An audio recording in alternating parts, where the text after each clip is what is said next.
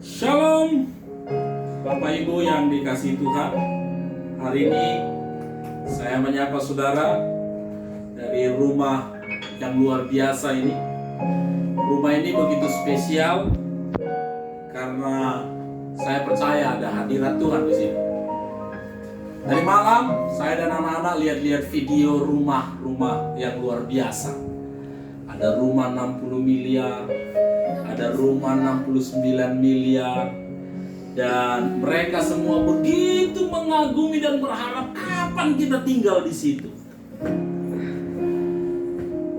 Keindahan, kehebatan sebuah rumah bukan tergantung dari seberapa mahal harganya, tetapi seberapa besar cinta yang ada di situ. Dan saya percaya kalau bicara rumah, kita semua orang yang percaya ini, nanti ketika berakhir dari dunia ini, kita punya rumah yang hebat di sorga. Sebab itu janji Tuhan di Alkitab. Tetapi yang menarik saudara, kalau saudara bertanya kepada Tuhan Yesus, rumah mana yang paling dia rindukan? Kita bisa lihat jawabannya dari Alkitab. Rumah yang dirindukan Tuhan itu hati kita. Oleh karena itu Bapak Ibu, sorga yang begitu mulia dia tinggalin. Dia datang ke dunia. Dia lakukan penebusan atas hidup kita. Sampai pada akhirnya dia memutuskan untuk tinggal dalam rumah kediamannya, yaitu hati kita. Dan kalau kita tanya Tuhan Yesus, bagi dia mana yang lebih nyaman dan aman? Yesus karena cintanya yang begitu besar, saya percaya kerinduan hati Tuhan diam dan tinggal di hati setiap orang percaya. Amin. Oleh karena itu, saya berharap hari ini saudara dalam suasana sukacita yang luar biasa, bukan karena keadaan di sekitarmu, bukan karena keadaan bangsa ini, bukan karena keadaan dunia ini, tapi kau bisa bersukacita dan sejahtera karena Allah yang hebat itu berkenan tinggal di dalam hatimu.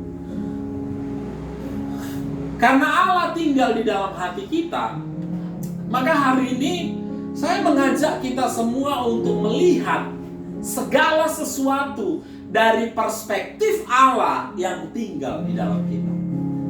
Saya tahu bahwa kita punya mata, punya telinga, punya pikiran untuk melihat segala sesuatu.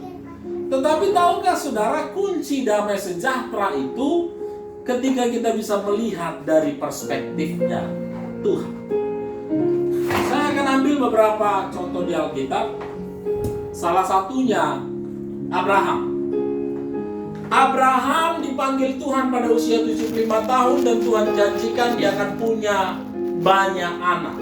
Sampai pada usianya 99 tahun janji itu belum digenapi, dan pada saat dia usia 99 tahun di Kejadian 18 dikatakan Allah mengulangi lagi janjinya kepada Abraham. Nah, apa kata Tuhan kepada Abraham? Ayat 10 dari Kejadian 18. Dan firman-Nya, sesungguhnya aku akan kembali tahun depan mendapatkan engkau. Pada waktu itulah Sarah istrimu akan mempunyai seorang anak laki-laki. Dan Sarah mendengarkan pada pintu kemah yang di belakangnya.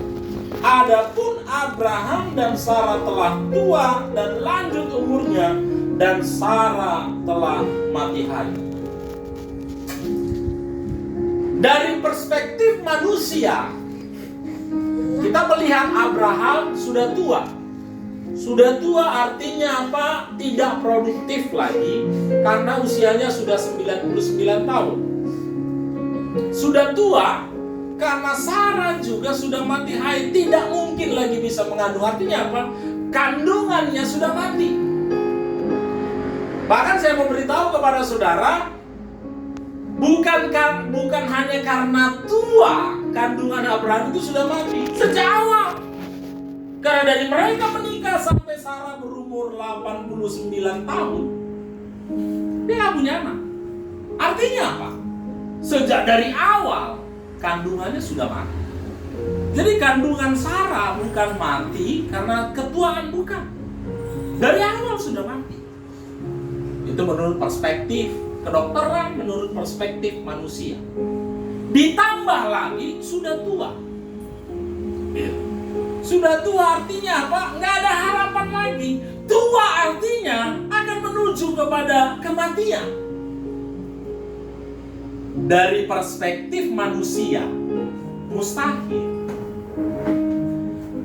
Tetapi apa yang terjadi ketika Tuhan berbicara dan berkata, tahun depan kamu akan punya anak? Perspektif manusia tadi bilang, dari awal sudah mati kandungan, ditambah lagi sudah tua, dua-dua sudah tua. Tidak mungkin. Tapi ada perspektif lain. Jadi perspektif manusia ini perspektif umum, ada juga perspektif atau cara pandang lain, itu cara pandang Tuhan.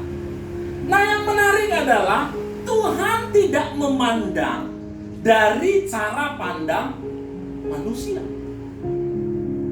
Manusia berkata mati, tua, tak mungkin, akan menuju kepada kebinasaan. Tetapi perspektif Tuhan bilang, sesungguhnya aku kembali tahun depan mendapatkan engkau. Pada waktu itulah Sarah istrimu akan mempunyai seorang anak laki-laki. Artinya apa? Perspektif Tuhan sedang menghanjar, sedang menghantam perspektif manusia yang dipercayai secara umum itu. Tuhan bilang, yang mati itu bisa melahirkan benih lagi. Kalau kita melihat dengan perspektif Tuhan, sesungguhnya tidak ada yang mustahil. Karena apa? Kalau saudara perhatikan sejak awal di kitab Kejadian, pertama-tama sekali di Kejadian pasal 1 dikatakan, ketika Allah menciptakan langit dan bumi, bumi belum berbentuk, kosong, gelap. Artinya apa? Saya mau bilang begini, di awal-awal bumi yang diciptakan itu sebenarnya bumi yang tak berguna. Apa gunanya? Gelap, kosong, tak berbentuk, nggak ada gunanya itu. Tetapi tahukah saudara, sesuatu yang tak berguna itu ketika diisi oleh firman, firman itu bilang apa? Jadilah terang. Lalu terang itu jadi. Setiap kali firman diberitakan, maka terjadi perubahan kepada bumi yang tadinya apa? Tidak berbentuk, gelap, kosong. Kalau kita simpulkan, semuanya itu nggak ada gunanya. Tetapi ketika firman mulai ditaburkan kepada sesuatu yang tak berguna itu, muncul terang, ada cakrawala, ada air, ada tumbuhan, ada binatang, dan itu yang kita diami hari ini. Artinya apa? Dunia yang kita diami hari ini, dulu jauh sebelumnya, ini dunia yang tak berguna ini. Gelap, tidak berbentuk, kosong. Karena guna. Tapi ketika firman mengisi bumi, hari ini kita bisa diami, hari ini kita bisa nikmati. Adakah sesuatu yang mustahil bagi Tuhan? Saya kutip apa kata malaikat kepada Maria ketika malaikat bilang, hai engkau perawan, darimu akan lahir seorang juru selamat. Bagaimana mungkin orang tidak bersuami bisa punya anak? Orang tanpa melakukan hubungan biologis bisa punya anak. Dan malaikat bilang begini dalam Lukas 1 ayat 37. Sebab bagi Allah tidak ada yang mustahil. Wow. Jadi gini, kalau saudara tanya ke saya satu kalimat untuk menyimpulkan perspektif atau cara pandang Tuhan adalah apa tadi? Sebab bagi Allah tidak ada yang mustahil. Hari ini saya mau mengajak kita semua yang hari ini ada di sini mendengarkan firman ini, saudara juga mungkin yang sedang mendengarkan siaran ini, kita ada di dalam situasi yang sulit, yang sukar, terbatas, Banyak hal yang sedang tidak mengenakan dalam hidup kita. Mungkin kita berpikir dulu ketika situasi masih aman dan nyaman, saya pun tidak begitu produktif. Dulu pada saat situasi masih begitu normal-normal, saya pun kayaknya kurang begitu berguna. Apakah di tengah-tengah situasi yang sulit sekarang bisa muncul sesuatu yang luar biasa dari kehidupan saya? Saya hanya mau ulang kembali itu dari perspektif saudara. Tapi kalau saudara mau lihat dari perspektif Tuhan itu kalau mau disimpulkan dalam satu kalimat, sebab bagi Allah tidak ada yang mustahil. Artinya, apa yang gak mungkin, apa yang gak bisa, apa yang mustahil, kalau kau melihat dari cara pandang Tuhan, itu jadi mungkin. Right? Itu jadi sangat-sangat mungkin. Bagaimana mungkin dunia yang tak berguna dulunya ini kok bisa didiami dengan 7 miliar lebih manusia sekarang? Dan ternyata punya kandungan-kandungan yang luar biasa di dalamnya. Kalau kita pergi ke berbagai tempat, kita melihat pemandangan view yang begitu luar biasa. Ada laut, ada gunung, ada danau, ada lembah, macam-macam yang membuat kita kagum. Tapi tahukah saudara, dulu ini semua tak berguna. Kenapa jadi begitu indah hari ini kita mengagumi? Karena ada firman yang mengisi. Jadi untuk setiap kita bisa menikmati segala sesuatu dari perspektif Tuhan, cara kerjanya sesuai kata Alkitab, kita perlu terima firman. Ketika firman disampaikan kepada dunia yang tidak berbentuk, yang kosong, yang gelap ini, jadi begitu luar biasa.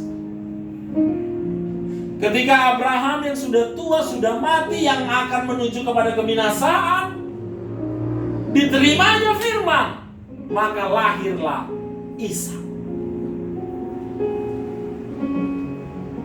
Hari-hari ini kalau engkau mengalami discourage, hilang harapan, stres, apapun engkau menyebutnya, mungkin kau lihat banyak situasi dalam hidupmu, keuanganmu, kesehatan, bisnismu, apapun itu mungkin seperti waduh, ada gak jalan keluar ini? Sekali lagi saya hanya mau bilang kepada kita, yuk lihat dari perspektif Allah. Perspektif Allah bilang apa? Sebab bagi Tuhan tidak ada yang mustahil.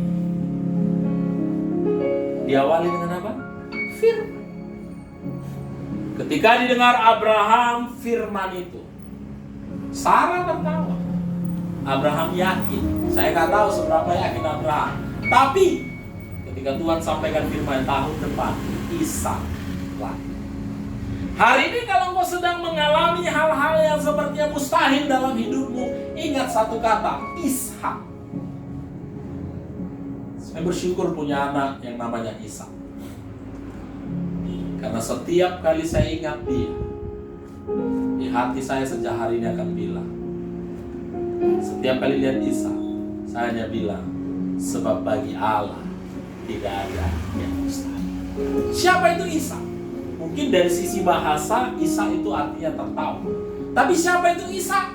Ishak adalah buah dari kemustahilan.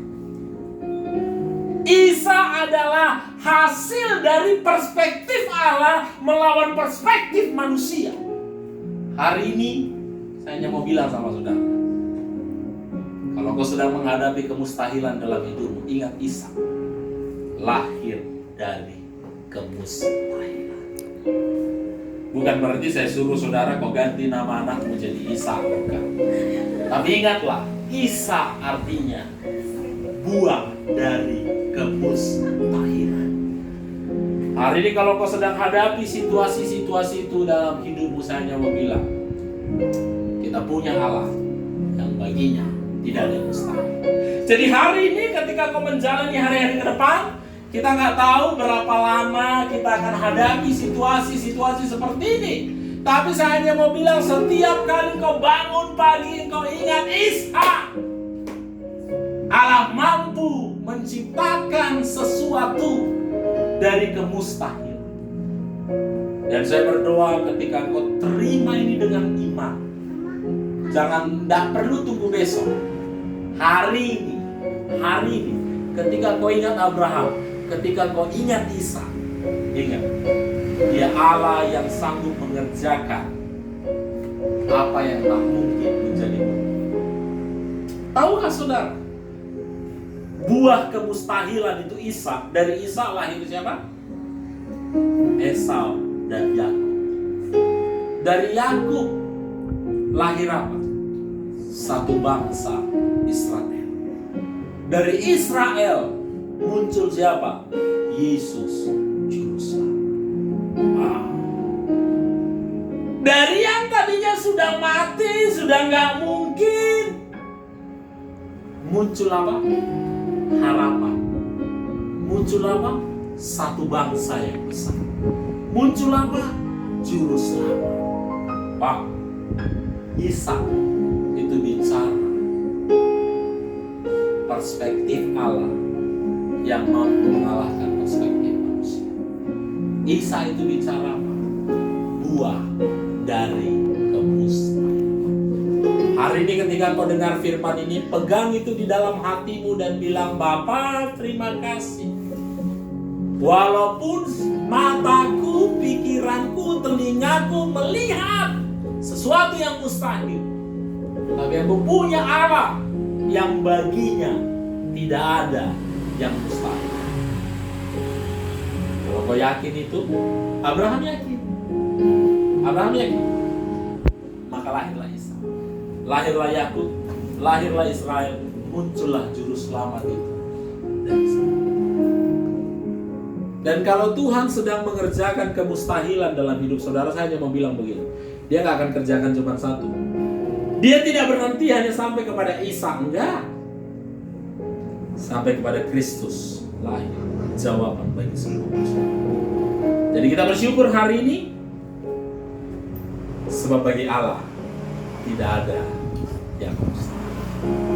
Nikmati mujizat demi mujizat, nikmati perjalanan kemustahilan itu, dan kau akan lihat buah-buah yang lahir. Puji Tuhan, saya percaya semua saudara diberkati oleh Tuhan. Haleluya, Tuhan Yesus